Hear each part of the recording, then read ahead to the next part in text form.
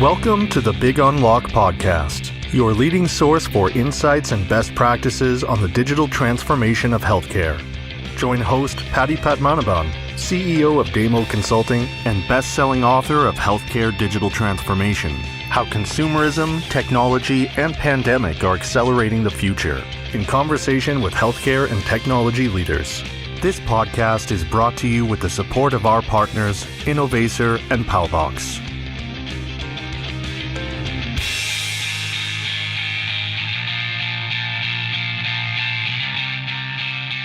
Hello again, everyone, and welcome back. This is Patty, and it is my great privilege and honor to introduce my special guest today, Matthew Roman, Chief Digital Officer at Duke Health. Matt, what a pleasure to have you on our show, and welcome. Hey, good afternoon, Patty. Thank you very much. It's really a pleasure to talk to you again. Thank you.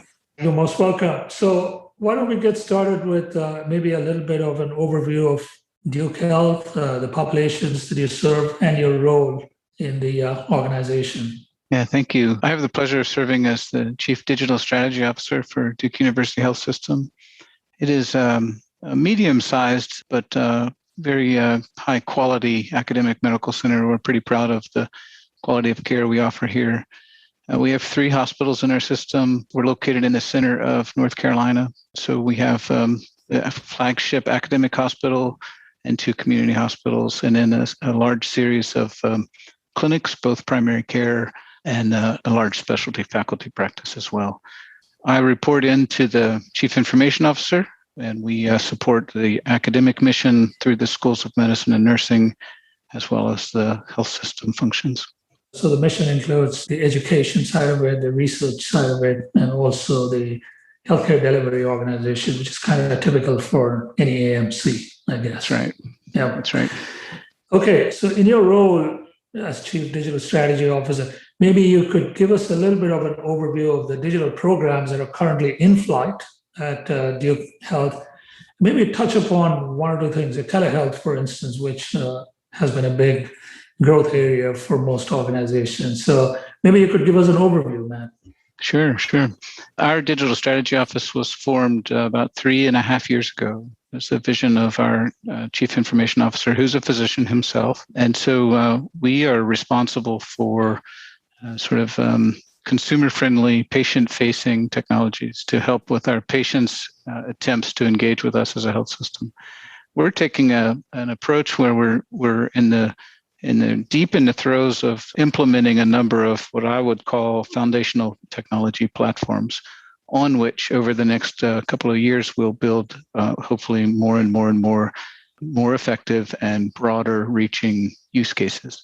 So these platforms include some of which are fully embedded already, some of which are in flight. As you mentioned, Patty, our telehealth platform, which everybody in the country has to have now. We're responsible for our patient portal and are doing some things around the patient portal to improve our experience of the patients. A CRM strategy, a strategy around conversational AI and chatbot, a strategy where we reach out to the patients to learn from them what they want from us. We're doing this through a virtualized patient advisory council. Some others have done this as well too.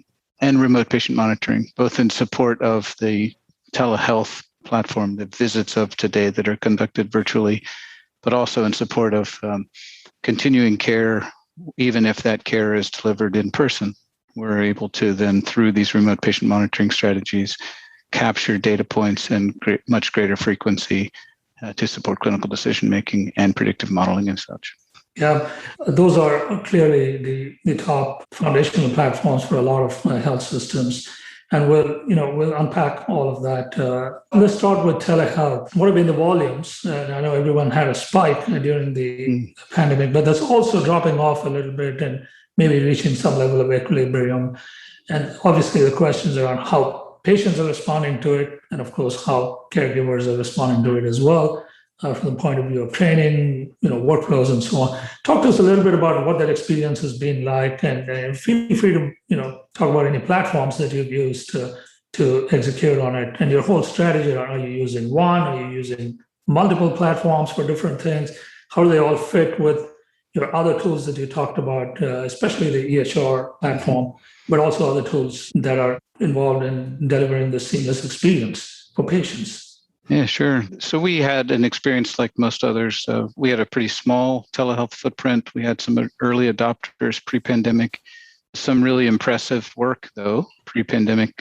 For instance, our movement disorder clinic has a neurologist that was a very early adopter of telehealth. His patients are ALS patients who have tremendous movement and mobility disorders, and it takes an army to bring them to our clinic. And he has a pretty wide capture rate or capture geography, and so he was able to. We were able to work with him to enable video visits of these patients. It was a tremendous satisfier.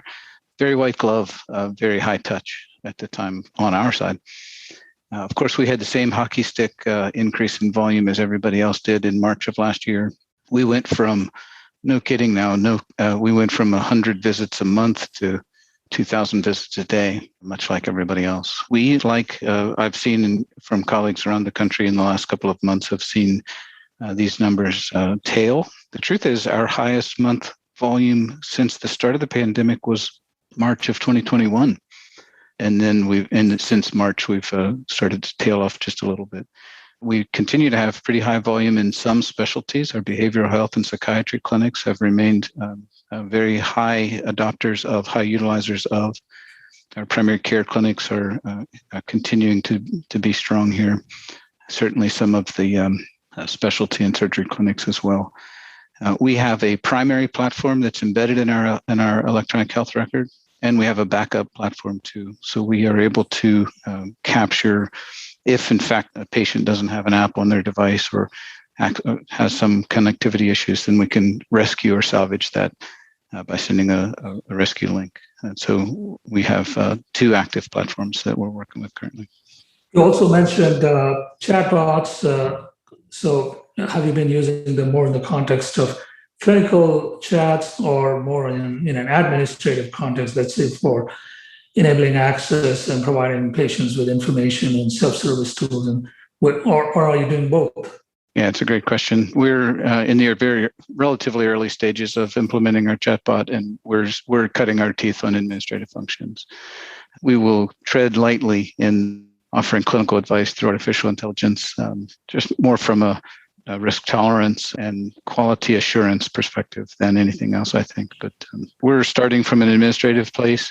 To your point, access, some instructions, directions, wayfinding, touchless arrival, these sorts of things, and then we'll branch from there.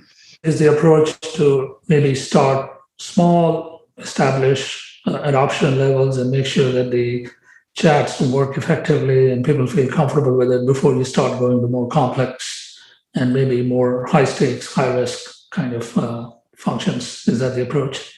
Well, that's right. And we're also working very hard with these, the secret sauce about these platforms is not the platform themselves, but making certain that we know, for instance, if a patient has a remote monitoring device in their home, we're monitoring their blood pressure via home checks, and then they engage with us via chatbot, that our chatbot response is informed by the fact that they actually are a remote monitored patient, and we can get smart to our answer.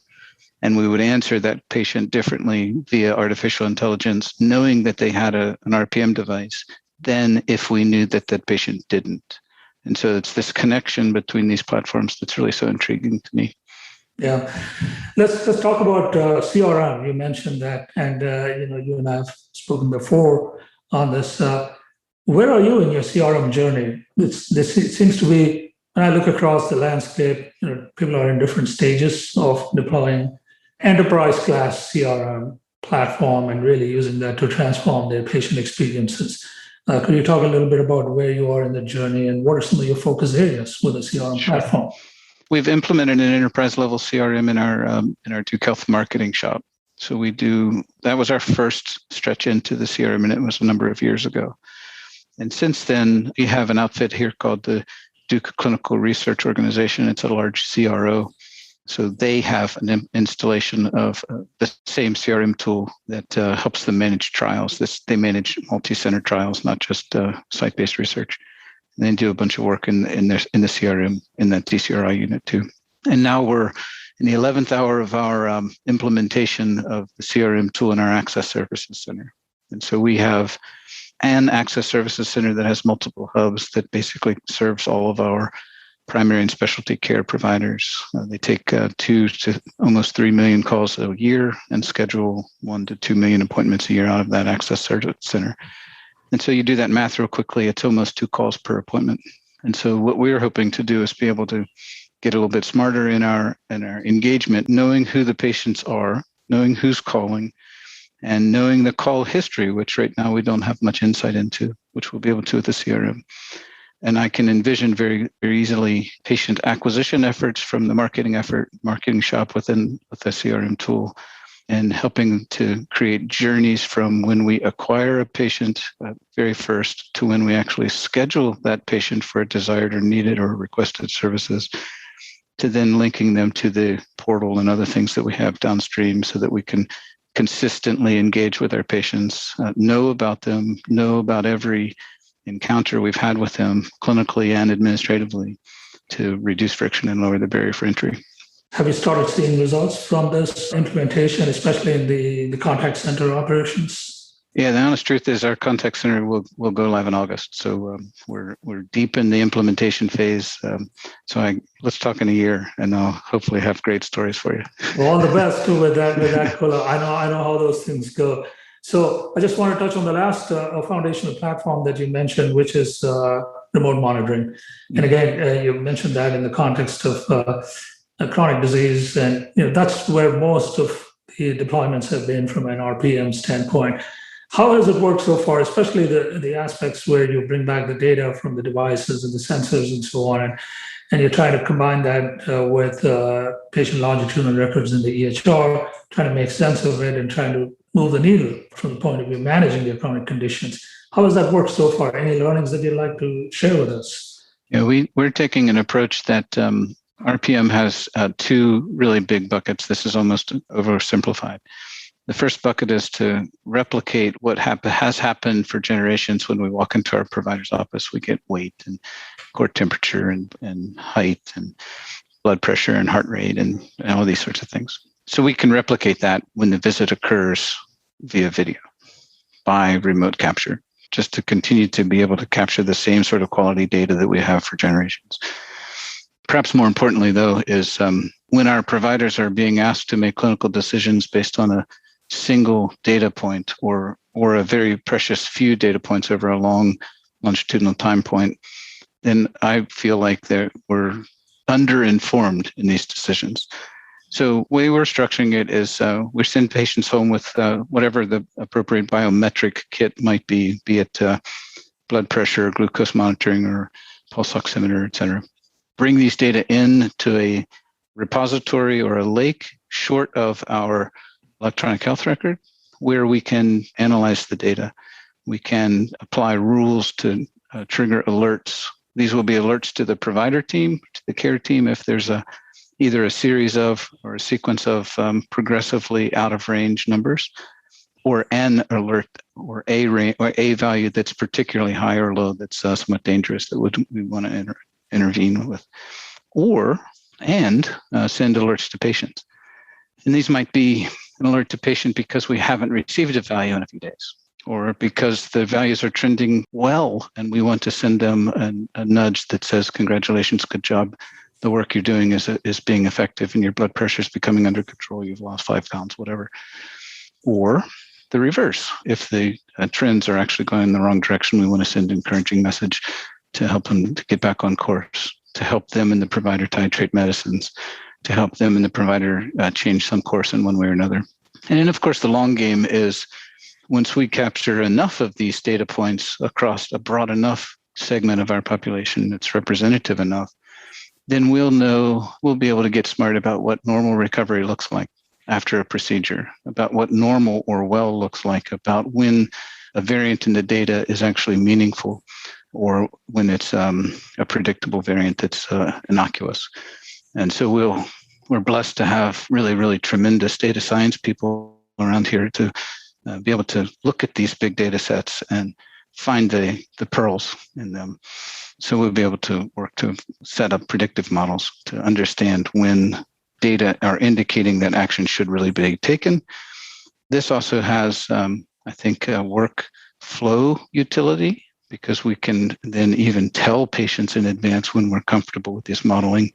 You can expect something like this to occur on, somewhere between day 4 and 6 after you've gotten home, like making up an example. Yeah. That's the journey we're on. This podcast is brought to you with the support of our partners, Innovacer and Palbox. It's obviously a great segue to my next question, which was going to be about data and analytics and how you're driving that. I imagine that RPM is just one of many use cases for data and analytics. But can you talk to us about how you're set up specifically as it relates to data and analytics to serve the multiple needs of the enterprise? You have a centralized data and analytics function, and you mentioned predictive models, artificial intelligence. That's again a term that everybody uses, and success rates have varied widely depending upon the use case, depending upon the institution. Could you give us a little bit of state of the union, or just share a little bit of what successes you've had and how you're structured? Sure. I'll speak to this as a consumer of these really very brilliant people that I have the pleasure of working with.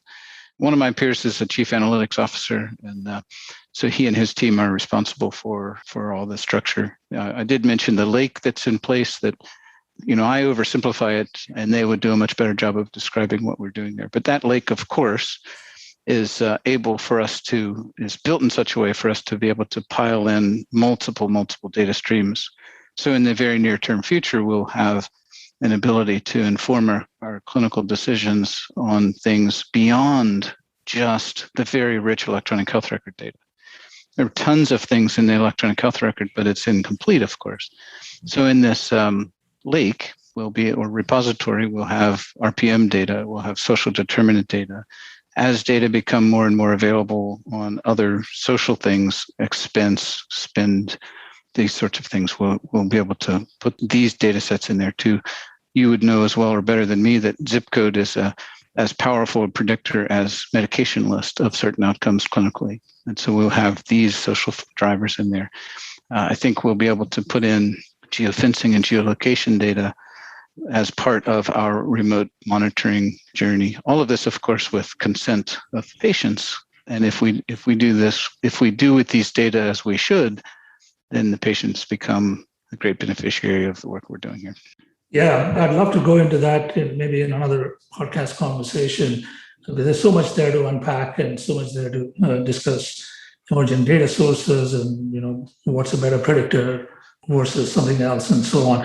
But let me come back to now you mentioned your role and it reports up into the CIO. I'm just curious, could you talk to us a little bit about the org model for driving digital transformation? How is it structured? Can you talk to us a little bit about that?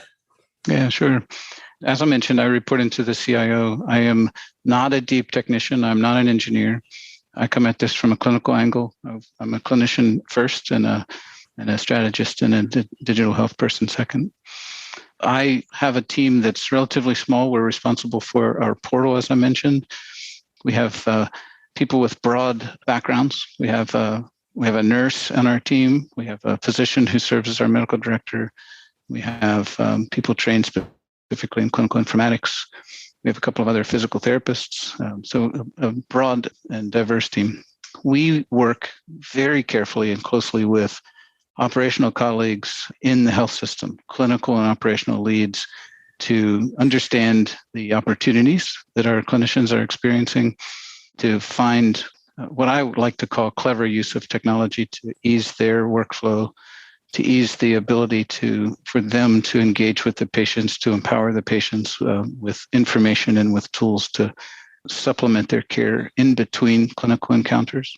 And so while I report in through and our budget is through our IT shop, we do nothing and would never try to do anything without our operational colleagues to actually be able to implement workflow, to be able to set appropriate impact metrics, to be able to have baseline data against which to compare.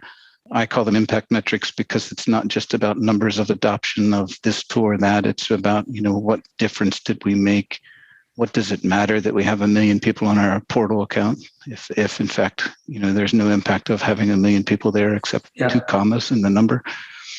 And so we work extremely collaboratively on a daily basis with the clinical and ops leads who are at the tip of the spear. Let's talk about the tech. You're obviously deeply engaged with the technology stack and the technology vendors who help you. How do you approach technology choices for your transformation? For instance, you've got your electronic health record, which does a lot of things, but you've also got an enterprise class CRM platform and maybe specialized tools for RPM and some of the other things that you talked about. And you have a choice. So you can go to the big tech firms. You could go at the other end to extremely small, nimble, and innovative startups, and a whole range in between. How do you parse through those choices and how do you approach them, especially when it comes to the risks? That's a question that, candidly, I wrestle with every single day. I imagine. We have invested mightily in our electronic health record, and that's mightily in dollars and effort. And I think we have a very mature installation of our enterprise electronic health record. However, it's a transactional system. It is the system of record. It houses our legal medical record, and it is responsible for the actual transactions. And that's important, and that's really critical, and we don't break that, right?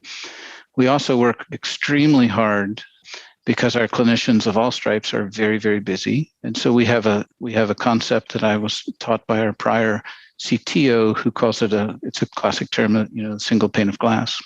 And so we have a fairly high bar before we will ask our providers or our clinical staff or our administrative staff whose day is in the electronic health record. It's a fairly high bar for us to say, for this purpose, go to another application. And so when we want to bring in another application, we try very hard to allow us to be able to launch it from within the primary health record, the place where our staff are working all the time. We insist on single sign-on capabilities.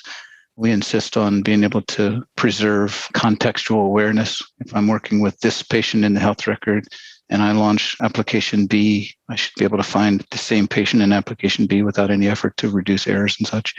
But it is, I would tell you that our pendulum swings all the time between high-level enterprise solutions and fit for purpose. And it's an eternal struggle. So all that to say is, I know I'm not answering your question clearly, but it is maybe the unanswerable one. Yeah. When it comes to innovation and innovative technologies, now I know you have your own innovation group within the organization, within you. And then, of course, there's a lot of innovation that is happening right now in the market. There's billions and billions in venture capital money, for instance, going to innovative startups. Many of them have very interesting solutions, but sometimes it can be overwhelming to parse through all of that to find that little nugget. Or when you do find that nugget, for reasons beyond your control or their control, they might fail for a variety of reasons. So let's say I have a startup founder who comes to me and says, look, I want to talk to Matt. I have this really, really interesting solution, which I think is going to make his life and his patients' lives easier. How do I approach Matt, and what is he looking for? What is the answer you would give to someone like that? Yeah, with startups, I tend to say some of this advice is unwelcome to startups. One bit is, for a complex organization like ours, the sales cycle is longer than you, the startup, or I would like it to be. But it's just the reality. We work very hard to shorten it, but it's complex, and I'm not saying it's right, but the reality is it takes a long time. So be patient is one. Two is, I think that the point that we made a moment ago about respect the single pane of glass as much as possible is important. Even if that widget is just simply remarkable and game-changing, if we can't get it in front of the users, and I mean the busy clinicians, I also mean the patients, then it won't matter, right? In other words, I don't know what the number is, but there is a tipping point where we can put too many applications on a patient's device, and then it becomes noise rather than signal. And then, a patient who has comorbid conditions, and we have 3 or 4 or whatever the number is, really magical applications that could stand to change that patient's course. If we can't elegantly get that patient to interact with that application, then it's somewhat meaningless. So patients, single pane of glass integration, which should be easier and easier as time passes because of FHIR standards and smart application capabilities and these sorts of things, and undersell and overdeliver, right? And by that, I mean it's somewhat obvious. It's, if it's a niche product, it's a niche product. But the other side of that continuum is the large company or the medium-sized company who comes into an organization like this one and says, we can solve all your problems. That's somewhat of an oversale. Yeah. I would be suspicious. Yeah, that's good advice. That is good advice. We're coming up to the end of our time here, and I have one last question for you, Matt. Based on your experience over the last few years that you've been in this role, and you've clearly seen a lot of progress, and you've had your share of successes, and I'm sure you've had your share of things that didn't go as you planned it to be. What's your one or two pieces of advice or best practices that you would like to share with your peers in the industry who are on similar transformation journeys? Thank you. One, I love the question, and I would answer it by saying, be persistent, be tenacious, don't stop. I won't tell you that I have best practices because this is a personal semantic question for me. I don't like that term because it implies I already have what's best and it can't get better. And so to me, the answer is tenacity. Try something, carefully monitor the impact, make a change, try something again. That's, I happen to think that's the key. Don't be afraid to try something new. Be obviously cautious and be obviously judicious in these changes because we're talking about patient safety. But where possible, the classic fail fast mentality to me is wise. And then once you've failed, then you change and learn and reapply. But don't necessarily move fast and break things is the subtext. Yeah. Well, Matt, it's been such a pleasure speaking with you, and thank you so much for sharing all of those insights. Once again, all the best with the upcoming Go Live. I know it's going to be a big one for you, and I look forward to following all of the work and the progress that you make. Once again, thank you for being on the show. Thank you, Patty. Thank you for all you do. Appreciate you. We hope you enjoyed this podcast. You can reach us at info@thebigunlock.com with your feedback and questions. This podcast is brought to you with the support of our partners, Innovacer and Palbox.